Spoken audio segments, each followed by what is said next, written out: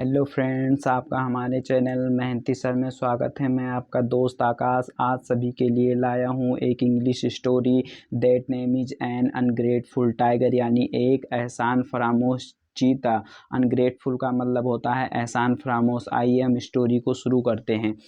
Once upon ए time, एक बार की बात है, अ टाइगर एक चीता, लिव्ड का मतलब रहता था, लिव की ये सेकेंड फॉर्म है लिव्ड यानी रहता था, इन अ फॉरेस्ट एक जंगल में। आइए हम वर्ब की सेकेंड फॉर्म का यूज देखते हैं। वर्ब की सेकेंड फॉर्म का प्रयोग जब हम करते हैं, जैसे हमें कहना हो कि पुराने समय में ऐसा काम किया करता था, यानी वो रहता था, तो इसी प्रकार जैसे कि वो आम खाता था, तो ही वर्ब की सेकेंड फॉर्म, ईट की सेकेंड फॉर्म एट, ही एट मैंगोज।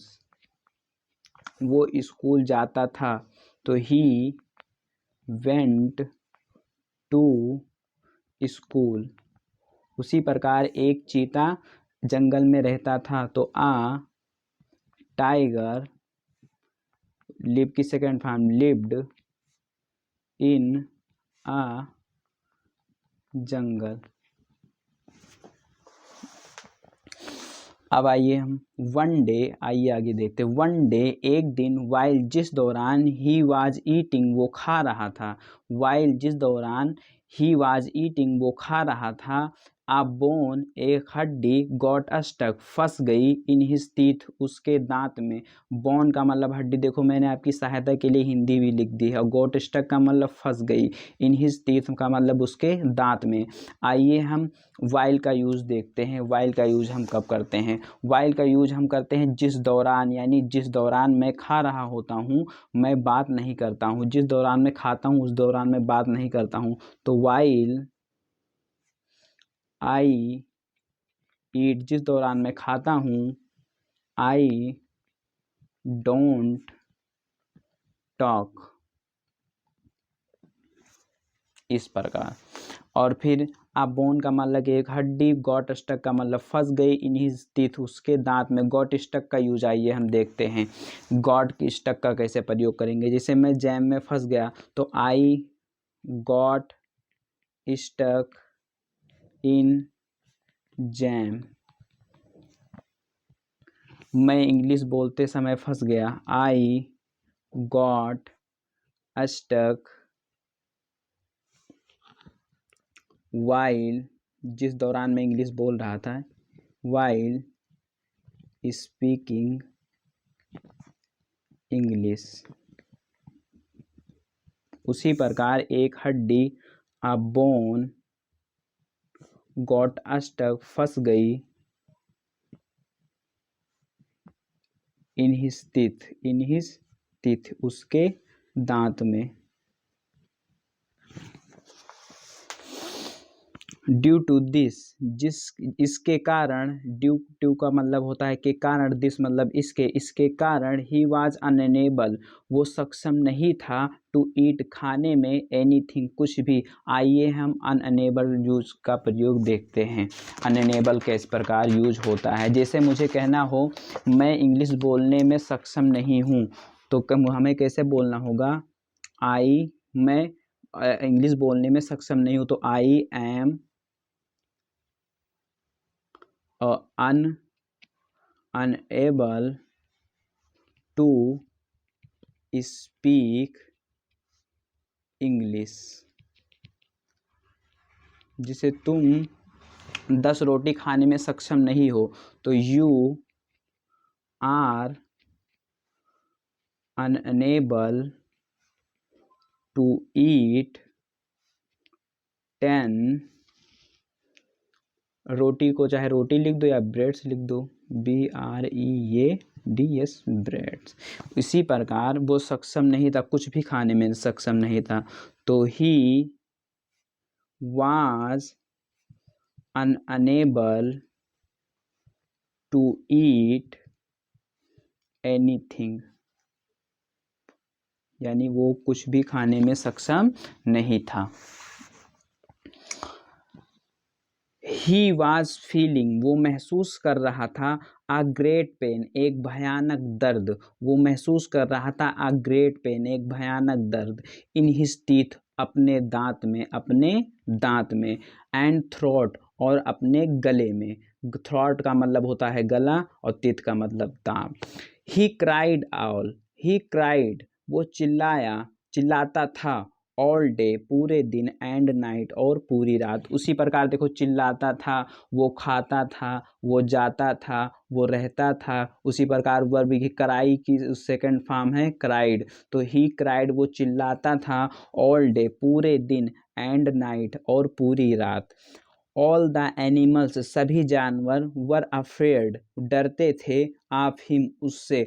आइए हम अफ्रेड ऑफ का यूज़ देखते हैं। जैसे हमें कहना हो कि मैं अपने पिताजी से डरता हूँ, तो मैं किस प्रकार लिखूँगा, I am afraid of dad, यानी मैं पिताजी से डरता हूँ। और तुम अपने सर से डरते हो, तो नहीं, वह समझ लो, वह अपने सर से डरता है, तो he is afraid of his teacher. उसी प्रकार all the animals, all the animals were afraid, यानी सभी जानवर डरते थे, ऑफ हिम उससे, उससे सभी जानवर क्या करते थे, डरते थे। सो इसलिए, नो वन कोई भी नहीं, डेयर्ड मतलब साहस करता था, टू गो जाने का, नियर हिम उसके पास। सो इसलिए, नो वन कोई भी नहीं, डेयर्ड का मतलब साहस करता था, टू गो जाने का, नियर हिम उसके पास। आ ब्रेव क्रेन एक बहादुर सारस, क्रेन, क्रेन का मतलब होता है सारस, और ब्रेव का मतलब बहादुर, और हमेशा यानी हमेशा नाउन से पहले एडजेक्टिव आता है, जैसे कि आ टॉल बॉय, आ शॉर्ट बॉय, आ स्मॉल बॉय। उसी प्रकार आ ब्रेव क्रेन, यानी एक एडजेक्टिव, एडजेक्टिव से पहले क्या आता है, यानी नाउन से पहले एडजेक्टिव आता है, तो यानी नाउन से पहले, क्रेन से पहले क्या आया, ब्रेव आया। जिस प्रकार जैसे हमें लिखना हो बॉय, तो कैसा बॉय, शॉर्ट यानी छोटा बॉय। और हमें लिखना हो कि डंकी, डंकी मतलब गधा, तो कैसा डंकी, बिग डंकी। तो इसी प्रकार क्रेन, तो कैसा क्रेन, ब्रेव क्रेन। यानी हमेशा हमेशा नाउन से पहले हमें एडजेक्टिव लगाना चाहिए। तो आप ब्रेव क्रेन एक बहादुर सारस, सॉ का मतलब देखा, द टाइगर चीते को, क्राइंग का मतलब रोते हुए, यानी एक बहादुर सारस ने देखा द टाइगर को, क्राइंग का मतलब रोते हुए। आइए हम एक प्रकार से और देखते हैं वर्ब की सेकंड फॉर्म का प्रयोग। जैसे हमें कहना हो मैंने उसे देखा, मैंने खाया, मैंने पिया, मैंने नहाया, उसने मारा, उसने पीटा। तो इस प्रकार भी हम क्या करते हैं, वर्ब की सेकंड फॉर्म का यूज करते हैं। जैसे मैंने उसे देखा, तो आई सॉ हिम, उसने मुझे पीटा, तो ही, वर्ब की सेकंड फॉर्म सब मैं बता रहा हूँ, ही बीट मी। और फिर उसने आम खाया, आपकी खाता नहीं था, आपकी खाया, तो ही एट मैंगो। उसी प्रकार उसने एक, यानी उसने मतलब किसने, एक बहादुर क्रेन ने उसे देखा रोते हुए, तो आ ब्रेव क्रेन स्वा मतलब देखा, हिम का मतलब किसे, टाइगर को, क्राइंग का मतलब रोते हुए। इस प्रकार हम वर्ब की सेकंड फॉर्म का और तरीके से प्रयोग करते हैं। ही फेल्ट पीटी उसे महसूस हुआ, दया ऑन हिम उस पर, यानी उसे उस पर दया आ गई। द क्रेन जो सारस था, वेंट मतलब गया। देखो उसी प्रकार खाया, पिया, नहाया, धोया, गया, ये वर्ब की सेकंड फॉर्म है, गो की सेकंड फॉर्म है वेंट।